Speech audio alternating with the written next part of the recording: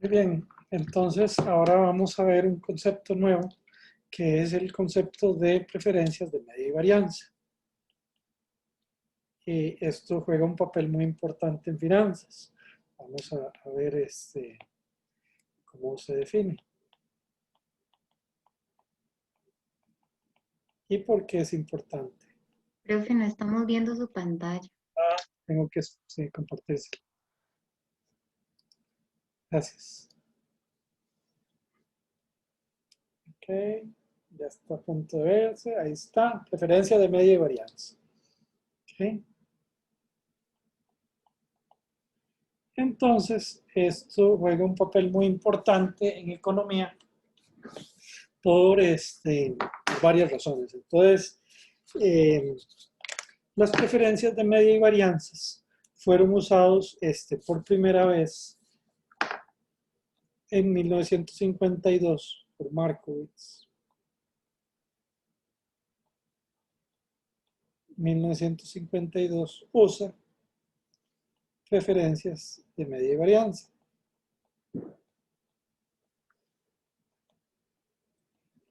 para lo que es para teoría de carteras.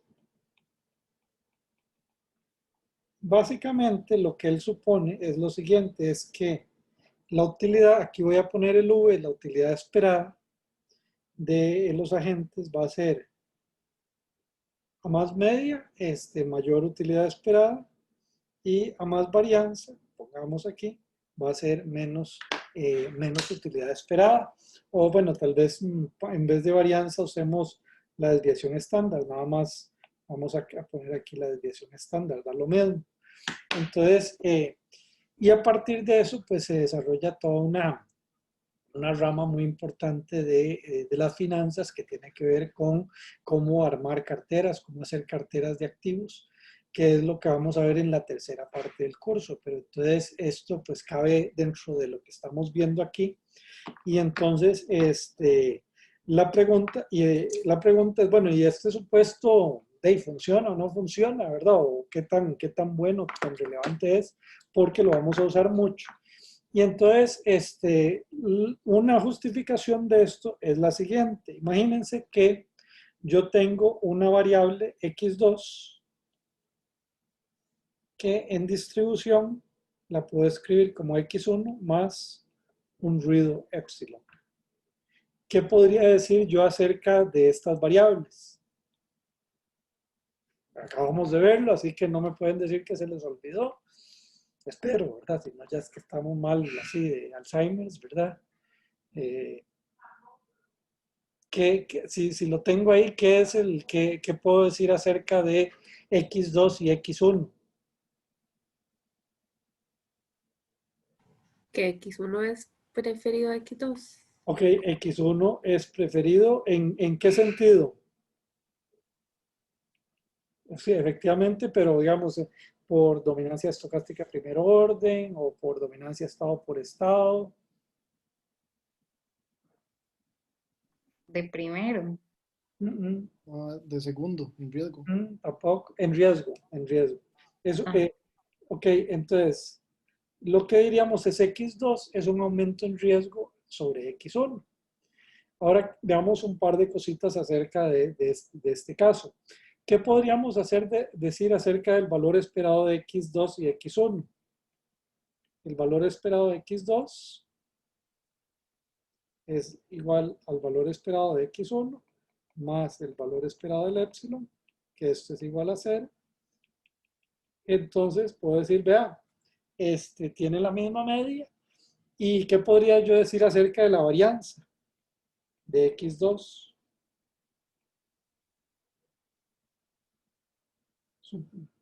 Aquí no, entonces sería, ¿qué podría decir de la varianza de X2? Es mayor. Sería mayor que la de X1. Ok, sí, pongámoslo así, más sencillo, ¿verdad? Entonces, vemos que es mayor que la varianza de X1. Y entonces, aquí lo que me está diciendo es que por un tema de aumento en riesgo, ahí lo único que tenía que suponer es que la segunda derivada es menor que cero, es que hay aversión al riesgo, que solo por eso pues uno puede ver que cuando hay dos variables o dos repagos que tienen la misma media, pero uno tiene una mayor varianza, entonces ese que tiene una mayor varianza es un aumento en riesgo a X1. ¿Okay? O bueno, o aquí lo que está diciendo es que un aumento en riesgo implica eso. Y entonces, de alguna manera uno dice, vea, es más o menos razonable eso, ¿verdad? Y entonces, la pregunta es, ok, bajo qué condiciones se cumple esto? ¿Ok? Entonces, vamos a ver las condiciones suficientes para, ¿cómo se llama? Para preferencia de media y varianza. Entonces, resulta que hay dos, ¿ok? Entonces, una tiene que ver con las utilidades cardinales y la otra tiene que ver con la distribución, ¿ok? Puede ser una de las dos, no tienen que ser las dos, con una de las dos que se cumpla, ya se cumple, hay preferencia de media y varianza. Entonces, la primera condición, y entonces les voy a hacer una serie de preguntas, a ver si se acuerdan de eso, es que yo tengo utilidades cuadráticas. Si ustedes se acuerdan, las utilidades cuadráticas yo la basuré bastante la semana pasada. ¿Se acuerdan por qué la basureábamos? ¿Por qué hablábamos mal de las utilidades cuadráticas? Por lo del techo y lo del piso, que este no tiene techo. De hecho, bueno, puede tener techo, puede tener techo. No era tanto por eso. ¿Se acuerdan? Esa era la utilidad logarítmica, que no tenía ni techo ni piso. No era porque tiene aversión relativa al riesgo constante. No. Sí, había un problema con la aversión al riesgo absoluta, ¿verdad? Que la aversión Ok. al riesgo absoluta era decreciente. Perdón, era creciente. ¿Y se acuerdan por qué eso es por qué eso es un mal supuesto según los economistas? Porque se supone que a mayor riqueza, más, o sea, menos averso al riesgo voy a hacer. Menos aversión al riesgo absoluta, ¿verdad? Entonces, tenía ese problema. Tal vez aquí, ¿quién fue la que habló de esto? Fue Daniela, ¿verdad? Que el tema de las utilidades cuadráticas. Que las utilidades cuadráticas tienen un gran problema, que es que, digamos, si son cuadráticas con aversión al riesgo, van a ser así. Y eso, digamos, donde aquí está la riqueza y aquí está la utilidad. Eso es lo que define una utilidad cuadrática. ¿Qué es el problema con una utilidad que tenga esa forma?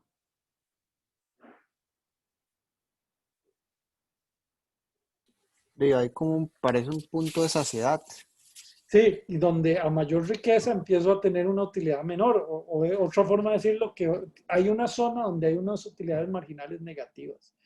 Y entonces eso también es un problema. La forma en general que se arregla eso es decir, bueno, no, solo voy a considerar este rango de riqueza de aquí, ¿verdad? Y el otro me olvido de eso. Supongo que es imposible llegar ahí. ¿Ok? Bueno, entonces decía que las condiciones son las utilidades cuadráticas y cualquier... Profe, ¿Sí? ahí lo que estaríamos diciendo, si se considerara toda la parábola, es como que al aumentar la riqueza después del punto máximo me disminuye la utilidad. Así es, y eso parece ser que no es muy razonable, ¿verdad? Ok. Gracias. Entonces, una condición suficiente es utilidades cuadráticas y cualquier rendimiento, bueno, excepto que tiene que tener un techo, ¿verdad? Entonces, bueno, ese es un supuesto no tan bonito, ¿verdad? Y entonces, la segunda, ¿cómo se llama? Condición suficiente, y esa la vamos a ver porque es la que nos interesa más, pero es cualquier utilidad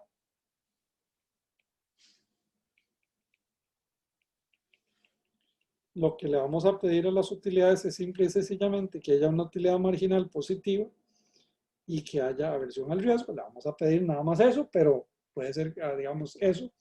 Y rendimientos elípticos. Entonces, les voy a introducir a el tema de qué es un rendimiento elíptico. Un rendimiento elíptico es el siguiente. Sí, rendimientos elípticos tienen la siguiente característica. Imagínense que R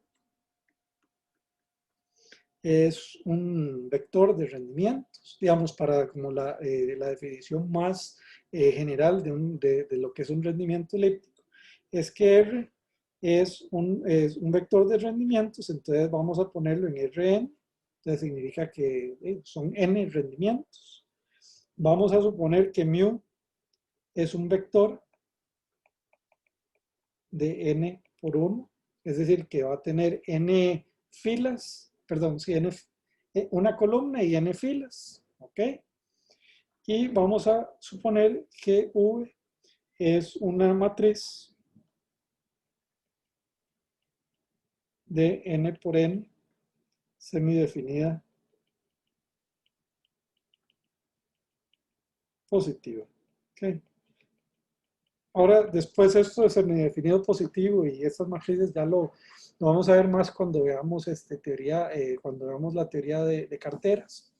Y entonces lo que me dice es la siguiente: si una distribución elíptica es si tiene una densidad, una función de densidad que va a ser, la vamos a definir como f de r es igual a k por g por r menos mu transpuesta por v inversa por r menos mu. ¿Okay? Es decir, que se puede escribir de esta manera. Y entonces ustedes me dicen, bueno, no sé, ¿de dónde se sacó usted eso, verdad? Entonces resulta que hay un caso especial que nos va a interesar mucho. Digamos, entonces, estas distribuciones tienen varias características. Una es que son simétricas alrededor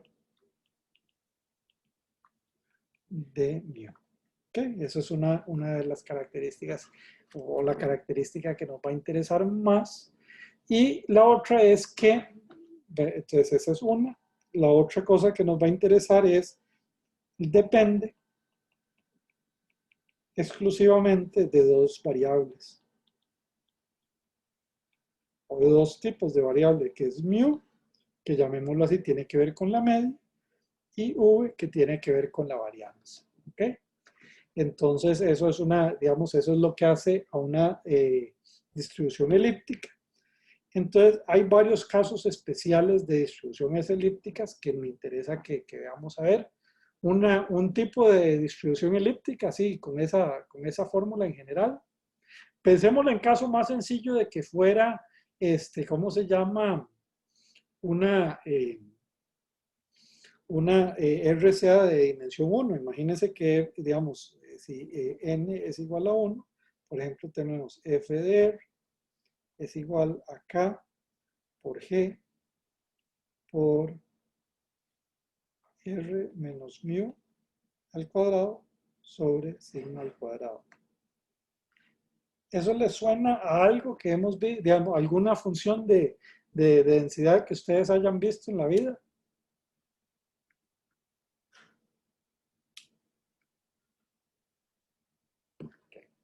Entonces, un ejemplo de una distribución elíptica es la distribución normal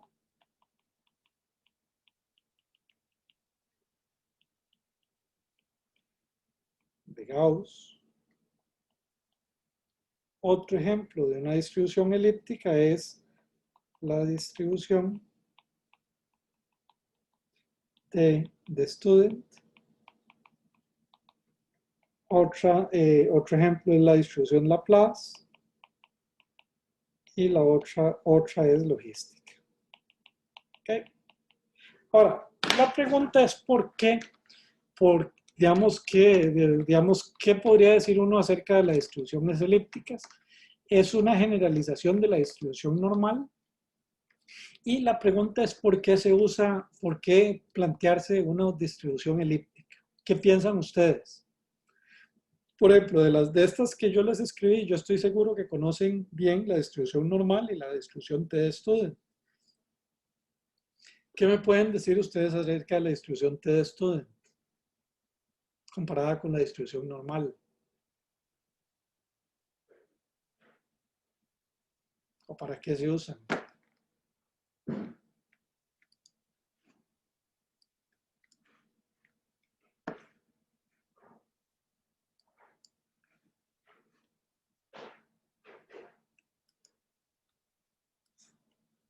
Bueno, comparada con la normal, tiene una forma muy parecida. ¿Tiene una forma cómo? Esta forma de campana, las dos tienen esa Sí, misma las forma. dos tienen forma de campana. Lo que es que la distribución, por ejemplo, T tiene colas más gruesas. Digamos, entonces eso, y también eso pasa con la Laplace y la logística. Entonces, hay dos razones importantes de que existen o que se usan las distribuciones elípticas más allá de la normal.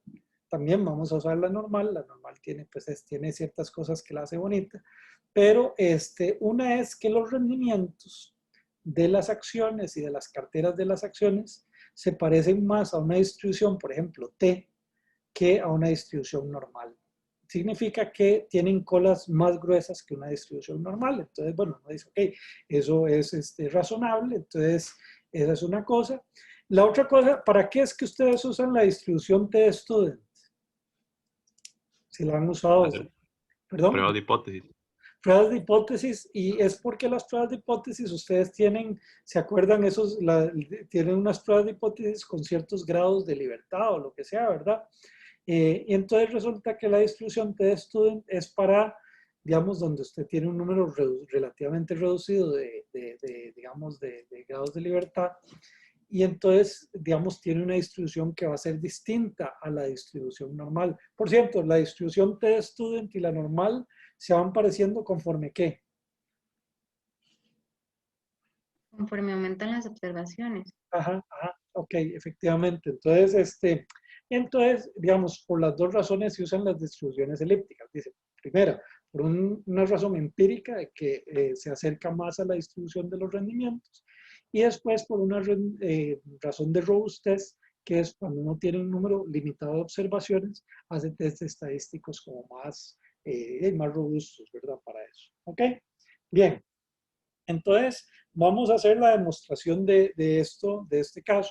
Si a ustedes no les cayó mucho la peseta de la distribución elíptica, piensen siempre en la distribución normal. La distribución normal es un caso especial de la distribución elíptica, entonces esa pensar que sí sirve. Ahora, una cosa que sí no nos funcionaría es si, por ejemplo, si la distribución de un rendimiento o una cartera de rendimientos fuera asimétrica. Si fuera asimétrica, entonces de ahí no, claramente no es una distribución elíptica. Pero la evidencia, como les digo, es que uno no podría rechazar la hipótesis de que sí, que son simétricas. Y eso sí, sí puede rechazar la hipótesis de que tiene las colas como la de Gauss, ¿verdad? Bien. Entonces vamos a hacer la demostración. ¿Puedo pasar de página? Sí. Ok. Además, bueno, la distribución logística además tiene una cosa que teóricamente es muy fácil de manipular porque es una fórmula más o menos sencilla. Okay. Bien, entonces vamos a ver la demostración de las preferencias. ¿Ok? Entonces vamos a hacerlo de esta manera. Vamos a suponer que mi riqueza final va a ser igual a mi riqueza inicial más 1 más R moñito. Ese R moñito, ¿se acuerdan ustedes qué era? Rendimiento. ¿El rendimiento cuál? Pues ya ahora sí ya conocemos 3 rendimientos. El simple. El simple, ok, es igual al rendimiento simple. También se puede escribir como WR. Eso sería el ¿qué? Bruto. El rendimiento bruto. No que yo sea bruto, ¿verdad? Sino que el rendimiento que es bruto, ¿verdad? Bien, ok. Vamos a dejarlo así. Y vamos a, además, sin pérdida de generalidad, vamos a suponer que W0 es igual a 1. Ok, pregunta, ¿por qué puedo decir que W0 es igual a 1 sin pérdida de generalidad para las utilidades?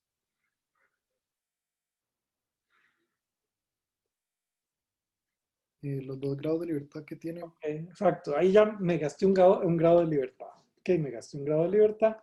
Y entonces significa, si eso es cierto, lo que diría es W1 es igual a R. Ok, mi riqueza final es igual a R.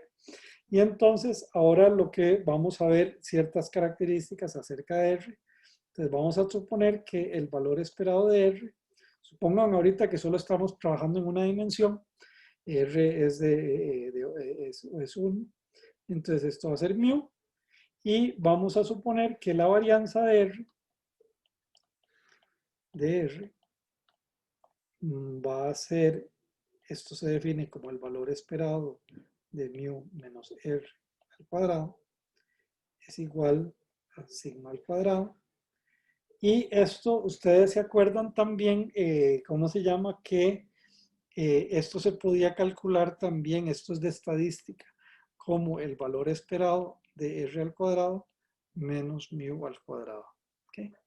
Esto lo vamos a usar bastante en otra, digamos, esa segunda definición, pero bueno, entonces tenemos esto ahí. ¿Ok? ¿Estamos? Bien. Entonces, ahora lo que quiero hacer es una expansión de Taylor. Tengo aquí mi utilidad de mi riqueza. R mayúscula es una variable aleatoria. Entonces, quiero hacer una expansión de Taylor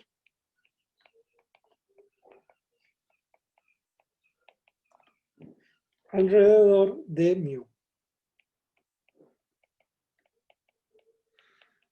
¿Okay? Entonces vamos a ver qué pasa, ¿verdad? Entonces, U de W1 es igual a U de R.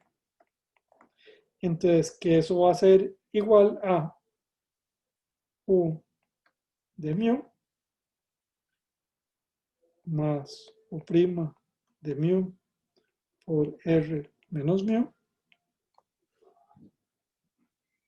más U2' de mu R menos mu al cuadrado, y aquí esto entre 2 más más R3. Este R3 es simple y sencillamente el resto de la expansión de Taylor, que va a ser n igual a 3 hasta infinito de 1 sobre n factorial, u la n derivada de u evaluado sobre mu por R menos mu a la n. ¿Okay? Donde u a la n es la enésima derivada de u. ¿Ok? Bien. Entonces, ahora tengo, digamos, esta expansión de Taylor, que es una expansión exacta, eso, digamos, es así. Vamos ahora a sacar la utilidad esperada. La utilidad esperada, U de W1, va a ser en este caso U de mu. La utilidad esperada de este segundo término va a ser 0, ¿ok? Más sigma al cuadrado sobre 2 U de mu más R3, donde el valor esperado del remanente va a ser simple y sencillamente igual a n igual a 3 hasta infinito, 1 sobre n factorial U de n evaluado a mu por mn, donde mn es definido como esto, r menos mu a la n. Ese mn tiene un nombre. ¿Cuál es el nombre de este mn?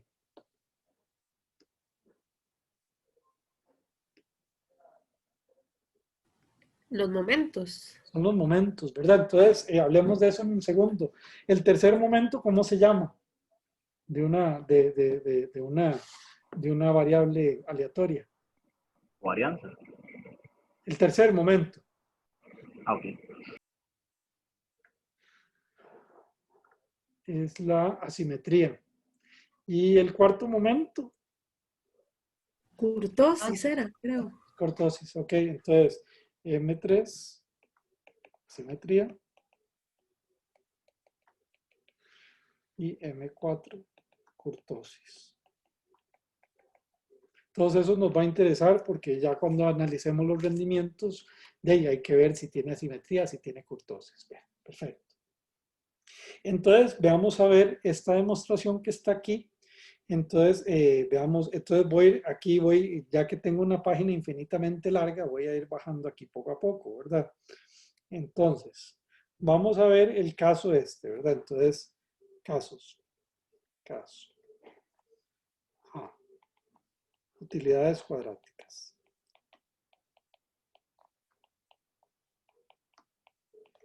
¿Qué pasa con las utilidades cuadráticas? ¿Cuántas derivadas puedo sacar yo de esa utilidad cuadrática?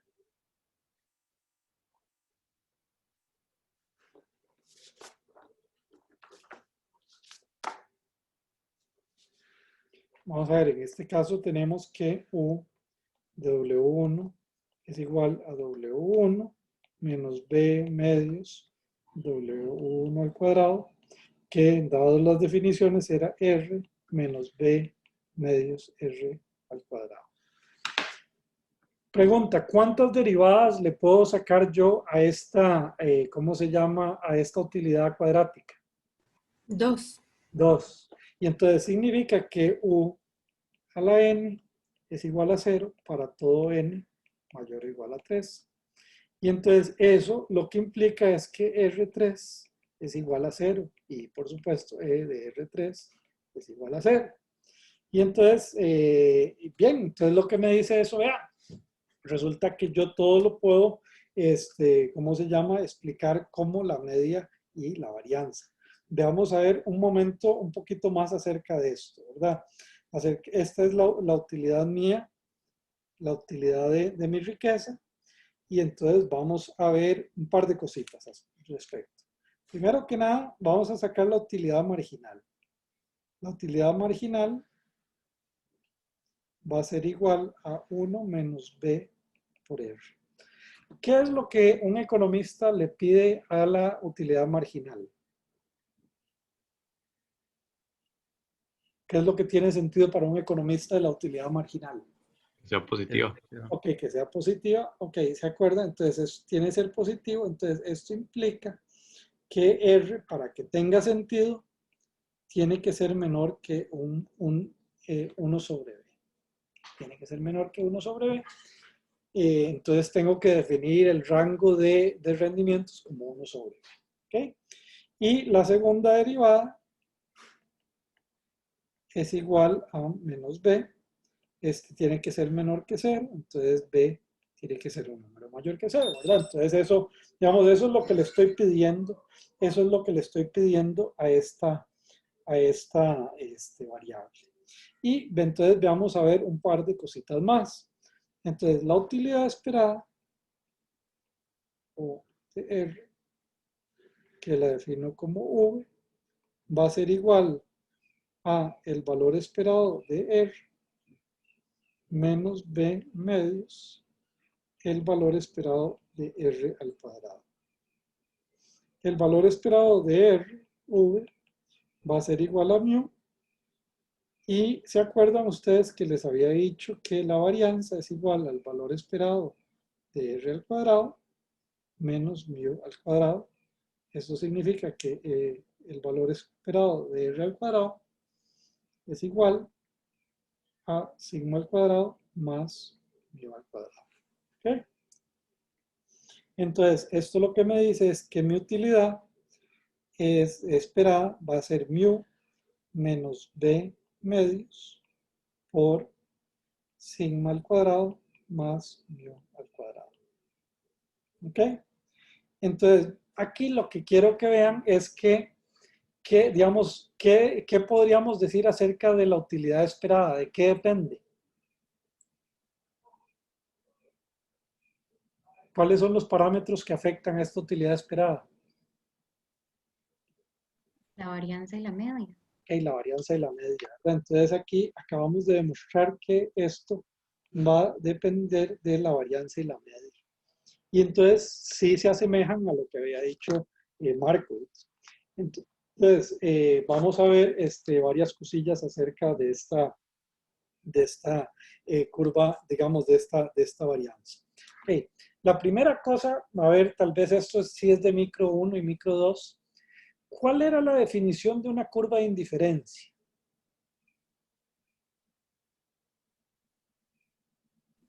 Los puntos, digamos, de las diferentes combinaciones en donde soy indiferente entre una canasta u otra. Ok, bien, entonces vamos a jugar con eso. Entonces vamos a trabajar con, voy a moverme aquí, entonces las curvas de indiferencia. Entonces lo que quiero hacer es efectivamente dibujar estas curvas de indiferencia. Entonces es la combinación de media y varianza de mu y sigma, tal que V de mu y sigma sea una constante. ¿Ok? Entonces, y vamos a definir, esto es puro, ya es un poquillo como de matemática aburrida, pero yo creo que va a ser importante. Entonces, significa que en esa curva de indiferencia, si yo tengo esta función que se llama V de mu y sigma menos k, ¿qué tiene que ser cierto acerca de esa función?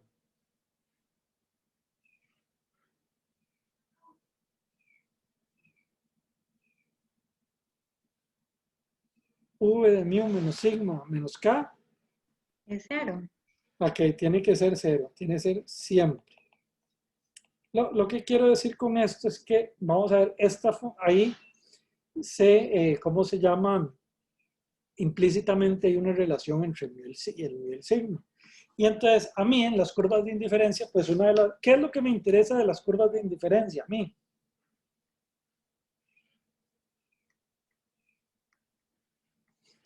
Bueno, ver la forma, la pendiente. Entonces quiero ver la pendiente, entonces voy a hacer una derivada total de esta función psi.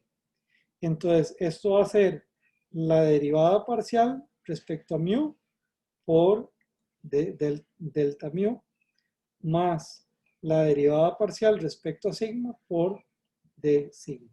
¿Qué tiene que ser cierto acerca de la derivada total? Si psi es siempre igual a 0. Igual a 0. Ok, es igual a 0. Entonces, esto despejando, lo que me dice es lo siguiente, es la derivada, la pendiente de la curva de indiferencia va a ser igual a menos la derivada parcial de la utilidad esperada respecto a sigma sobre la derivada parcial respecto a mu. ¿Ok?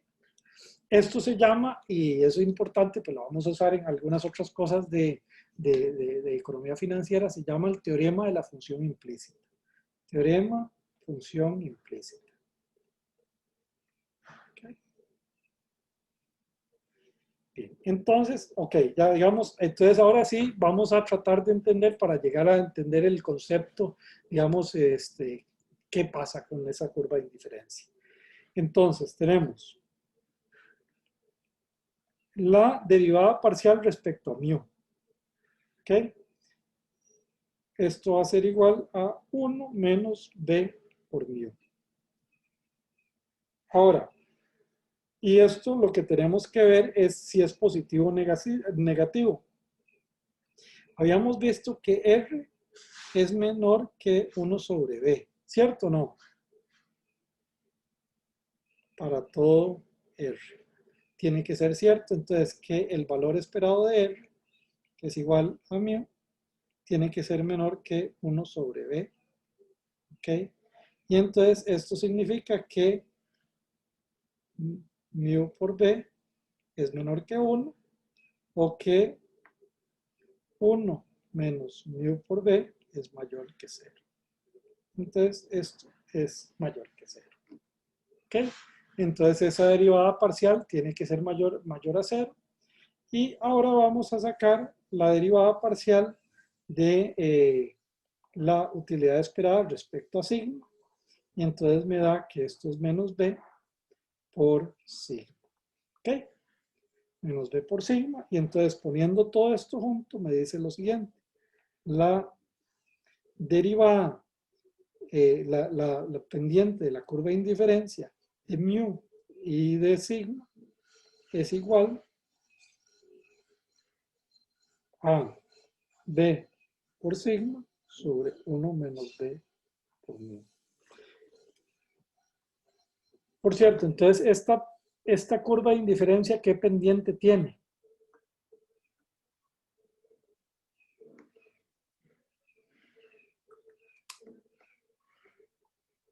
B entre 1 menos B mu. Ah, sí, pero digo, ¿qué signo tiene? ¿Es positiva o negativa? Positivo. Es positiva. Ok, vamos a ver y entonces la pregunta aquí es esto, si se sale o no se sale de lo que ustedes han visto en micro. ¿Cuándo está en micro 1 y micro 2?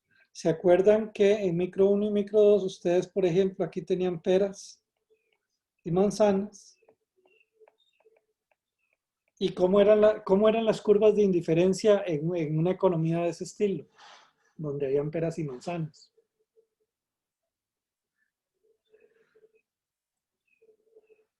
Autártica, era cerrada. Bueno, no sé. Sí, bueno, sí, ok, eso es cerrada y tal, pero digamos, piense ahora en la utilidad de alguien que consume o peras o manzanas o una combinación de las dos. ¿Qué se podría decir acerca de la curva de indiferencia? Que son convexas. Ok, ¿y pendiente? Es lineal, ¿no? No necesariamente lineal, depende, a menos de que usted tenga unas utilidades ahí medio extrañas, pero normalmente no es lineal. La pendiente negativa. Es negativa, ok, es negativa. Ok, entonces indiferencia con pendiente negativa. Y aquí acabamos de ver que tiene pendiente positiva. Entonces, ¿qué pasó? ¿Por qué es que nos está dando un resultado que va contra, por lo menos, la intuición de lo que han visto en micro 1 y micro 2?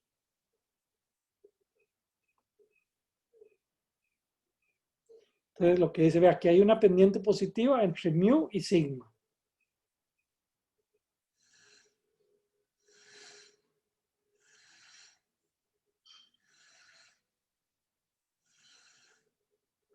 Ok, pensemos ahora un poquito acerca de, digamos, la pregunta es que si ese mu y ese sigma realmente uno los puede comparar con las peras y manzanas.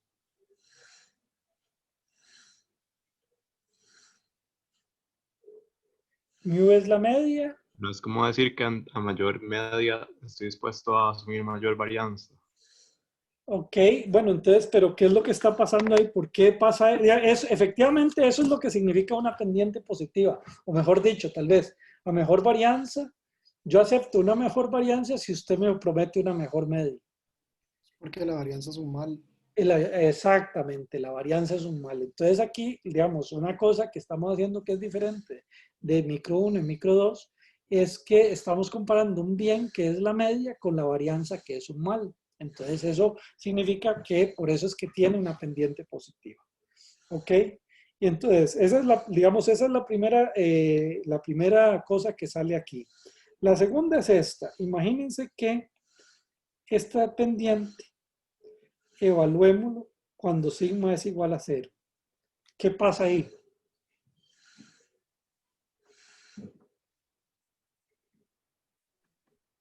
Cero. Ajá, es igual a 0. Bueno, ahora ya dejemos eso ahí, nada más que es igual a 0 ahí. Tiene una interpretación económica, ya la vamos a ver en un segundo. ¿Ok? Y la tercera es esta. Eh,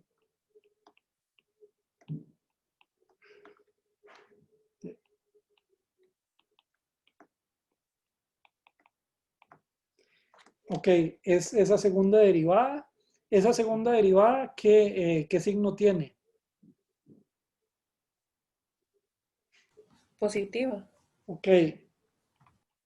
Ok, entonces vamos a poner todas estas cosas juntas y vamos a hacer el dibujo para ver qué sale de ahí y vamos a darle la interpretación económica que al fin y al cabo, que eso es lo más importante de esto, ¿verdad? A ver qué nos sale ahí. Ok, perdón, ahí dice movimiento. Entonces, poniendo todas estas cosas juntas, lo que me sale es la siguiente idea. Aquí tengo en el eje Y voy a poner la media. Y en el eje X voy a poner una desviación, voy a dibujarlo más bonito todo esto.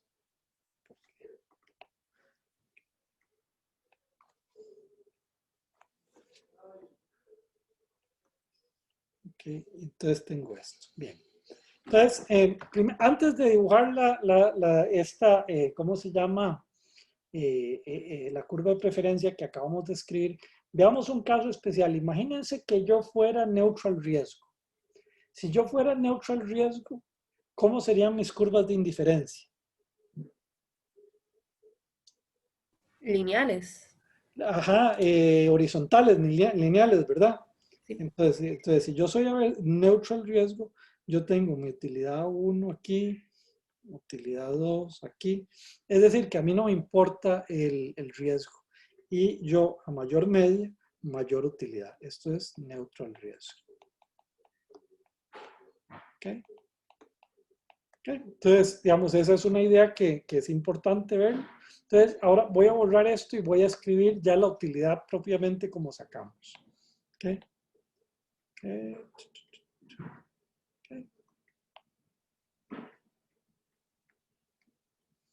Ok, entonces tenemos una situación aquí. Entonces, cuando la volatilidad, la desviación estándar es igual a 0, yo tengo una utilidad de 0, arranca y va subiendo. ¿Ok?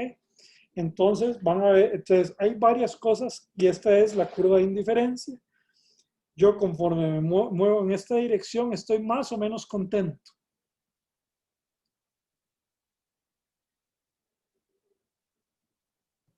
Más. Ok, más contento porque me están dando una media más alta y una varianza más baja. ¿Ok? Entonces eso tiene. Entonces la curva de indiferencia es así. Entonces vamos a interpretar los efectos económicos. La primera es pendiente positiva. ¿Qué significa la pendiente positiva? Mayor o igual a 0. ¿Por qué? Ya Felipe lo había hablado un momento. ¿Qué era lo que pasaba ahí? ¿Por qué? Que es un mal, la Ok, varianza es un mal. ok, porque sigma es un mal. Pregunta, si ahora la gente fuera amante al riesgo, ¿cómo debería ser la curva de indiferencia de un amante al riesgo? Convexa. Sí, digo, tendría que tener una pendiente negativa, porque para el amante al riesgo la volatilidad realmente es un bien, entonces ya se convierte como el de peras y manzanas, ¿verdad? Pero aquí estamos con el caso que estamos viendo, que es averso al riesgo. Pendiente positiva porque sigma es un mal, porque la utilidad es, yo soy averso al riesgo, ¿ok? La segunda cosa, cuando sigma es igual a 0, curva es plana. ¿Cómo económicamente podemos explicar eso? ¿Qué significa eso cuando el sigma es igual a 0? Que yo, digamos, que mi curva de indiferencia es 0.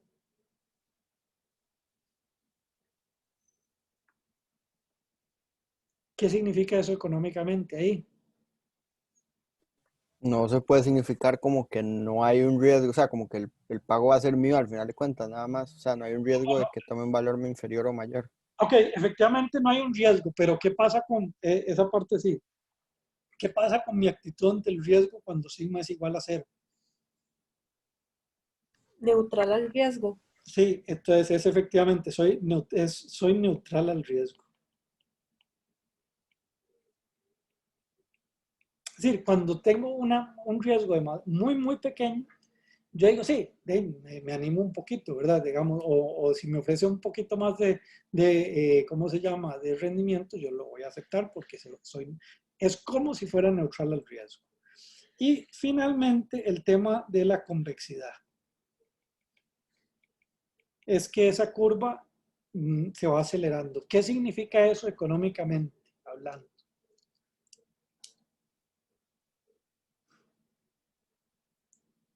Que es convexo.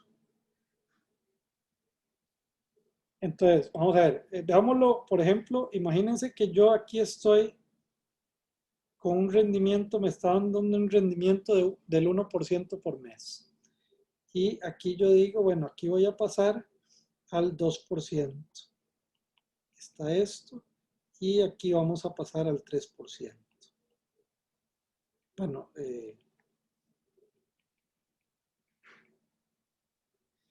¿qué es lo que me está diciendo? ¿Qué es lo que me está diciendo esa curva de indiferencia? Que es saberse al riesgo. Cada vez está pidiendo más Ajá. media. Sí, lo que estoy diciendo es, digamos, lo que estoy diciendo es para cada aumento, vean que aquí, digamos, aumentó la varianza bastante y solo le pedí que me subiera. Le pedí Es que como decir lo de, no sé, que la tasa de sustitución cada vez es más alta. Ok, esa es una forma de decirlo, efectivamente, que, digamos, porque soy averso al riesgo, lo que está pasando es que yo, digamos, el primer pedazo de volatilidad, yo le dije, ok, está bien, págueme un 1% más. En el segundo, que fue mucho más chiquitito, yo le pedí otra vez 1, porque yo no, cada vez me vuelvo más y más intolerante al riesgo. Digamos, eso es lo que está diciendo. Es decir, que como el riesgo es como una cosa, es como una cosa que se me vuelve cada vez más, más tóxica. Entonces yo, para ir aceptando cada vez un poquito más de riesgo, yo le decía, no, usted me tiene que ir pagando más y más de media. ¿Ok? ¿Estamos? Ok. Bueno, entonces, resulta que la intuición digamos, nos va a salir ahora, vamos a hacer la curva de indiferencia para las distribuciones elípticas y nos va a salir el mismo tipo de dibujo, ¿verdad? La misma curva de indiferencia. Entonces, las intuiciones van a salir que son las mismas. Lo que pasa es que va a ser por una ruta bastante distinta. ¿Ok? ¿Puedo pasar de página?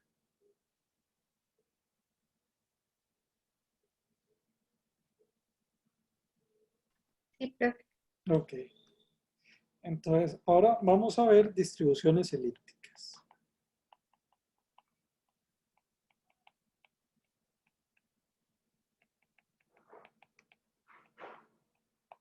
Tal vez la forma más sencilla de verla, digamos, por qué una distribución elíptica genera curvas de media y varianza, es por la misma definición que habíamos dicho que f de r, digamos, si r o r mayúscula es igual a k por g, digamos, en el caso de que es de una dimensión es r menos mu al cuadrado sobre sigma al cuadrado. ¿Qué me pueden decir ustedes acerca de esta función de esta densidad? ¿De qué depende?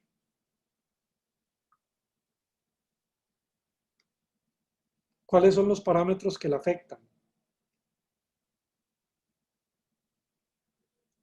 Media y varianza. Efectivamente, media y varianza y nada más. Y entonces lo que está, digamos, una forma muy fácil de decirlo, vea, yo lo que tengo es una utilidad, que es la que es, más una densidad que solo depende de la media y varianza, entonces por lo tanto la utilidad esperada solo va a depender de la media y la varianza. Ok, entonces vamos a ver un par de cosillas al respecto. Entonces, Bien. Vamos a ver esto, digamos, una otra forma de escribir una distribución elíptica, otra forma. Si una es elíptica, de escribir elíptica, es de la siguiente manera. Es donde yo tengo una R, la distribución elíptica es igual a una media más una varianza o una desviación estándar por S, donde S es una distribución donde tiene el valor esperado es igual a 0 y la varianza de S es igual a 1. Y entonces S es como si fuera una distribución, S es una distribución esférica. Okay. Entonces puedo también definirlo de esa manera. Entonces ahora vamos a jugar con esto para sacar la utilidad esperada. Entonces vamos a ver cómo se hace. Entonces, ¿se acuerdan ustedes que la riqueza mía es igual a R? Y que en este caso es igual a mu más sigma por S. Entonces, veamos un par de cosillas. Si la distribución de R era simétrica, ¿qué podríamos decir acerca de la distribución de S?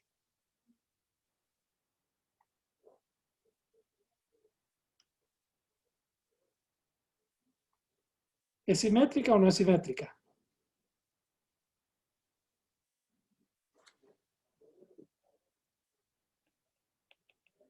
Sí, sí es.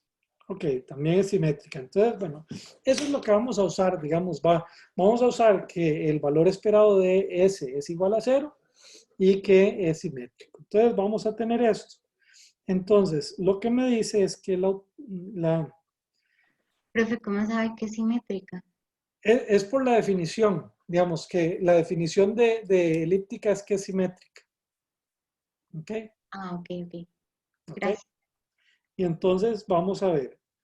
Tenemos la utilidad esperada, que es la utilidad esperada de la riqueza, que es la utilidad esperada de R, que lo habíamos visto anteriormente, que simple y sencillamente va a ser la integral desde menos infinito hasta infinito de U de mu más sigma de S por F de S de S.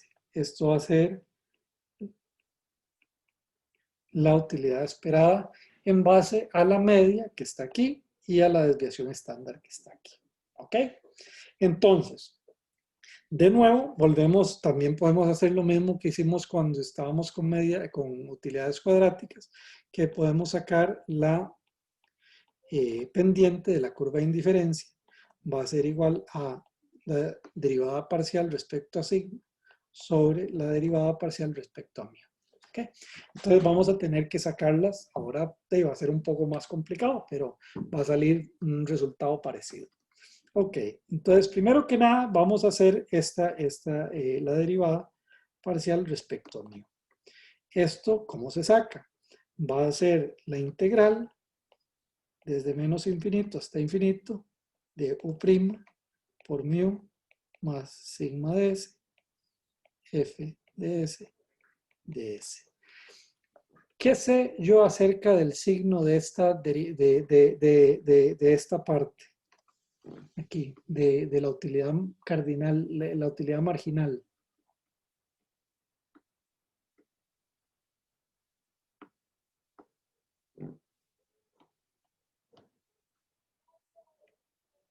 La utilidad marginal, ¿qué tiene que ser? Positiva. Ok, esto es positivo, ¿verdad? Entonces esto significa que esto va a ser mayor que 0. Okay, esto va a ser mayor que 0 siempre. Ok, bien. Ahora vamos a sacar la derivada parcial respecto a sigma. ¿Okay?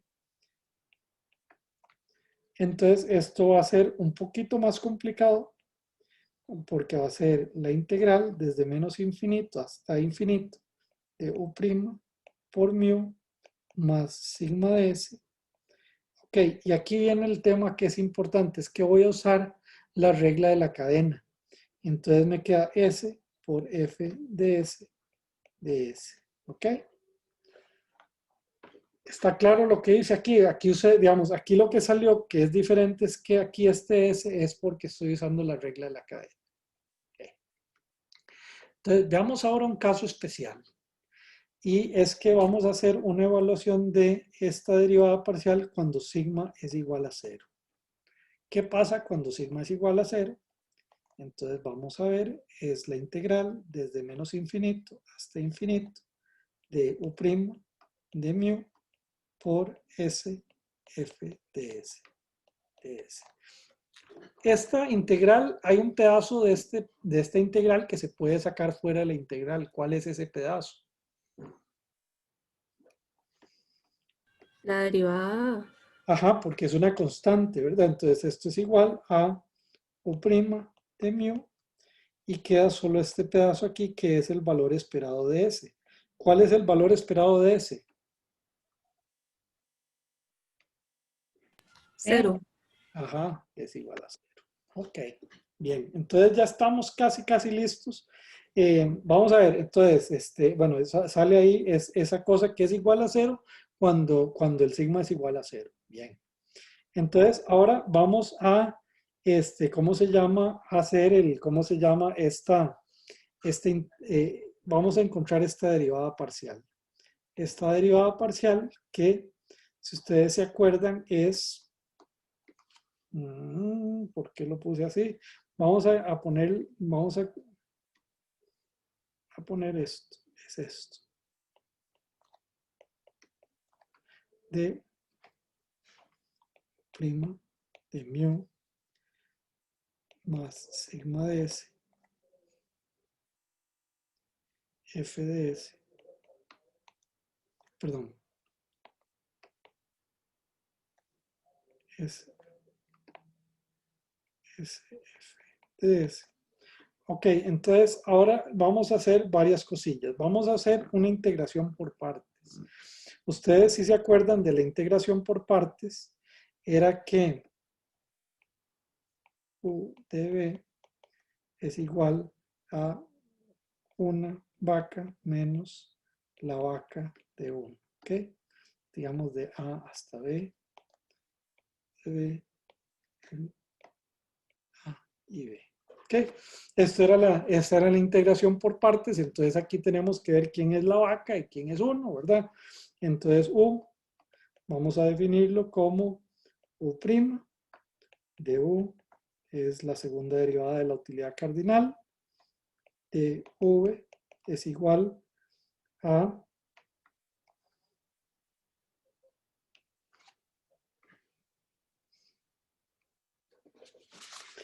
mejor vamos a vamos a hacer una demostración más sencilla en vez de usar la integración por partes. Vamos a hacer esto aquí. Entonces vamos a ver, la primera cosa es que esto es, dijimos que esto es simétrico, ¿ok? F de S simétrico. ¿Qué significa que sea simétrico?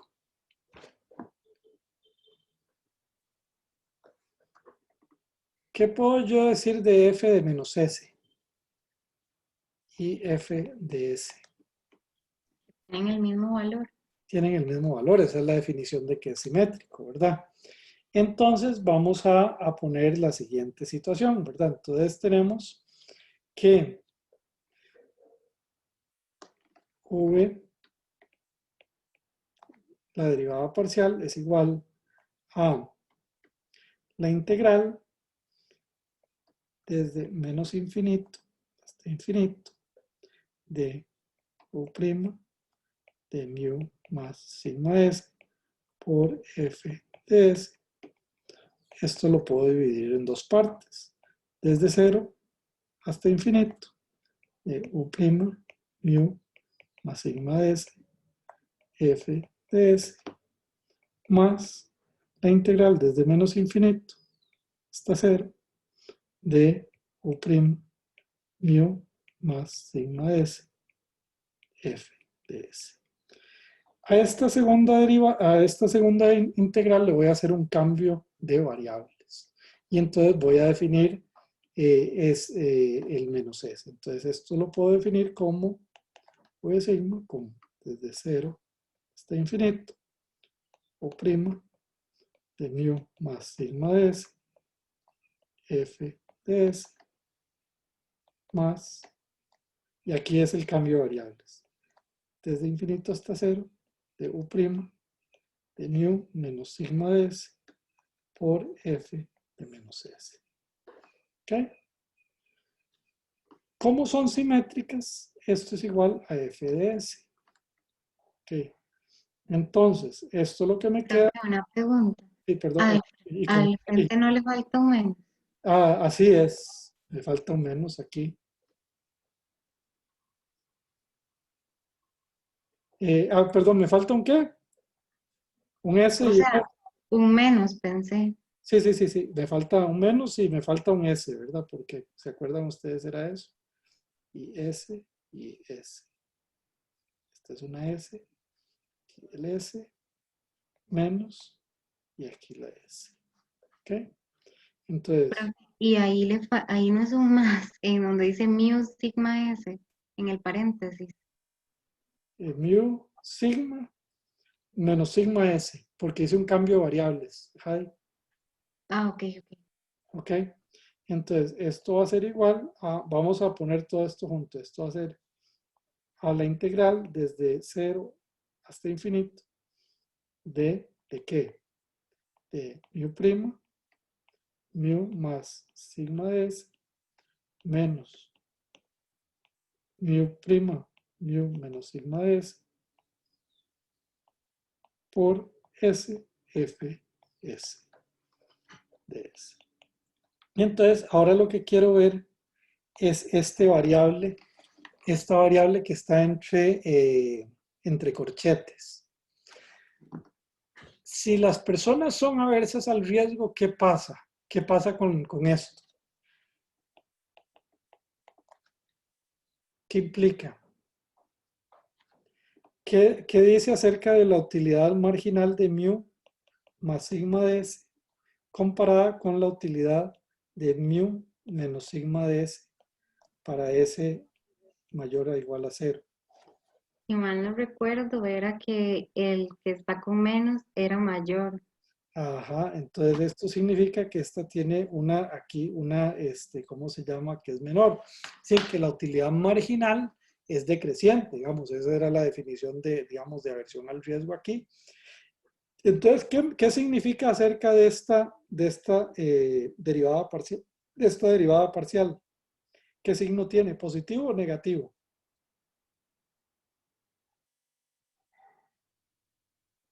Negativo. Ajá, entonces es menor o igual a 0. Es igual a 0 en el caso de que sigma sea igual a, ¿cómo se llama? 0. Entonces, ahora ya estamos casi listos con la definición de todo lo que tenemos, ¿verdad? Entonces, lo que acabamos de decir es la siguiente idea, ¿verdad? Es la derivada de mu respecto a sigma es igual a menos v sigma sobre v mu. Habíamos dicho, esto es igual a esto es mayor a 0 y esto es menor a 0. Entonces esto es mayor o igual a 0. Entonces esa es la primera condición, ¿verdad? Es que tiene pendiente positiva. Okay. La segunda condición es evaluar de mu de sigma cuando sigma es igual a 0. ¿Qué pasa cuando sigma es igual a 0? Tenemos menos. ¿Qué le pasa a la derivada parcial respecto a sigma? Habíamos visto aquí arriba, ¿se acuerdan? Lo voy a poner en rojo.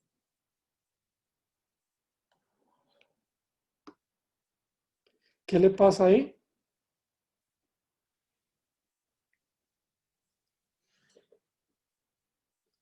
Cuando yo estoy, cuando es igual a 0.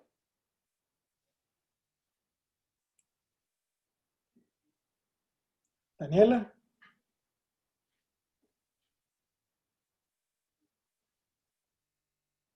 Tiene el micrófono apagado. No sé, Manfred. Es 0, ¿no? Ah, es igual a 0. Ok, esto es igual a 0. Ok, es igual a 0. Y entonces ahora venimos con la parte, por decirlo así, ¿qué es esta idea? Es decir, bueno, viene una demostración un poco más complicada, que es decir, bueno, vamos a ver la convexidad de la curva de indiferencia. Entonces, acabamos de demostrar, digamos, la siguiente idea. Lo que tenemos es esto. Todavía no les he demostrado la convexidad, pero vamos dibujando lo que tenemos.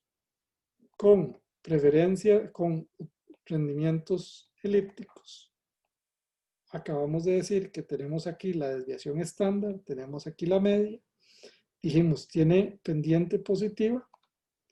Ok, y tiene pendiente positiva. ¿Cuál era la interpretación de la pendiente positiva?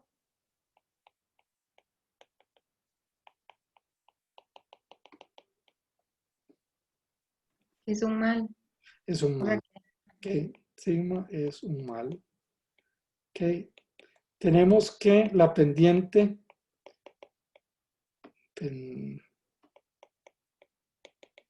es 0 cuando sigma es igual a 0. ¿Cuál era la interpretación ahí? Soy neutral el neutral el riesgo cuando varía a 0. Sí, que soy neutral riesgo cuando la varianza es igual a 0. Y entonces ahora viene esta idea aquí. Entonces lo que tengo que demostrar es que es convexo.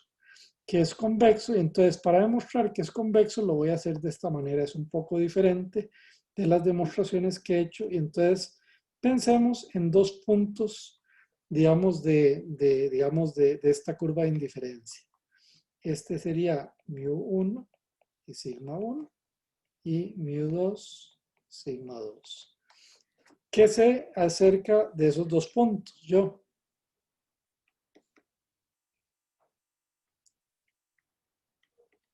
Que están en la curva de indiferencia. Le dan la misma utilidad.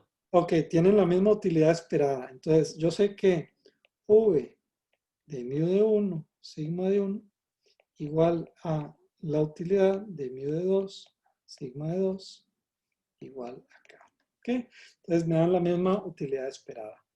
Entonces, lo que estoy diciendo aquí es, ¿qué es lo que estoy diciendo? Vea, el R1,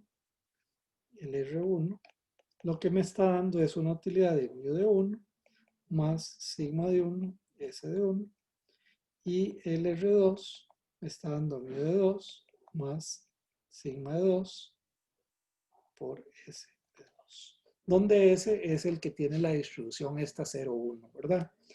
Y entonces ahora lo que voy a hacer, y este S1 o S2 pueden o no tener correlación entre ellos. Entonces ahora lo que voy a hacer es ofrecer a usted una cartera que tiene alfa de la cartera en R1 y 1 menos alfa en R2. Y alfa obviamente está entre 0 y 1. ¿Okay? Entonces lo que le voy a dar es una combinación lineal de estos dos rendimientos. ¿Ok? Y entonces vamos a llamar a esta cartera R alfa. Entonces esta cartera R alfa me va a dar alfa por μ de 1 más sigma de 1, S de 1, más 1 menos alfa, μ de 2, más sigma de 2, S de 2. Ok, vamos a ver. Entonces, ahora pensemos en este caso, esta cartera. ¿Qué voy a preferir yo? ¿La cartera que es una combinación lineal o cada una de las carteras separadas?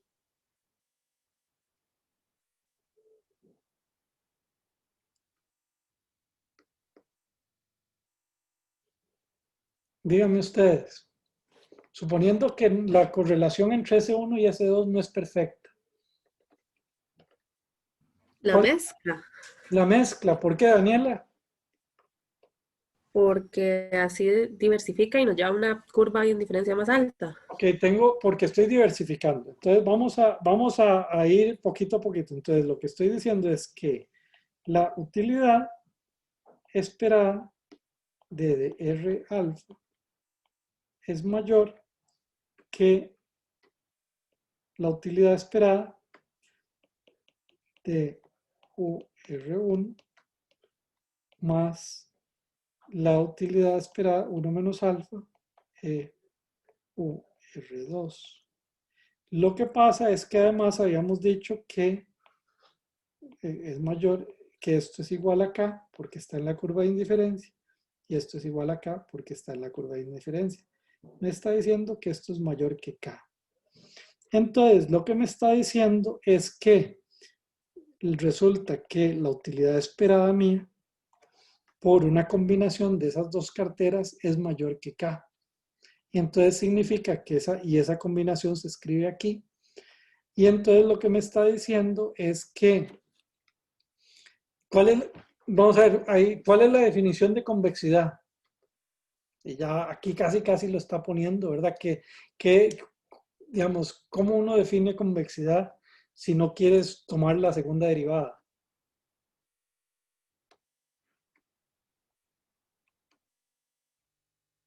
Okay. La definición de convexidad, cuando no quiere uno tomar la derivada, es que la combinación lineal de dos puntos está por encima de ella. Y entonces acabamos de demostrar eso. Por el tema, volviendo al tema de aversión al riesgo. Entonces aquí C es convexa por aversión al riesgo. Okay. Y la demostración es la que les acabo de mostrar. Entonces, resumen de lo que hemos visto. Las condiciones suficientes para preferencia de media y varianza son utilidades cuadráticas o rendimientos elípticos. ¿Ok? Y las curvas de indiferencia que salen son iguales, cualitativamente iguales en los dos casos. Y tienen las siguientes características. Primero, que tiene una pendiente mayor o igual a 0. Significa que la volatilidad, la desviación estándar es un mal. ¿Okay? Segunda condición, que cuando la volatilidad es igual a 0, cuando hay 0 riesgo, yo me comporto como un agente neutro al riesgo aproximadamente. No sé si en la vida eso es importante o no, pero nada más que es una cosa que sale ahí, ¿verdad? Y la otra condición es que no solo tengo una pendiente positiva, sino que tengo una pendiente convexa. Eso refleja mi aversión al riesgo. Y lo que quiere decir es que para ir aceptando 1% más de volatilidad, a mí me tienen que ir pagando más y más rendimiento. ¿Ok? Bien, entonces yo creo que tenemos suficiente para hoy. Ya son las 12:45. Entonces, nos veríamos hasta la próxima semana. Muchas gracias. Adiós. Gracias, profe. Que tenga buena tarde. Igualmente, hasta luego. Hasta luego. Es, profe. Adiós. Bueno.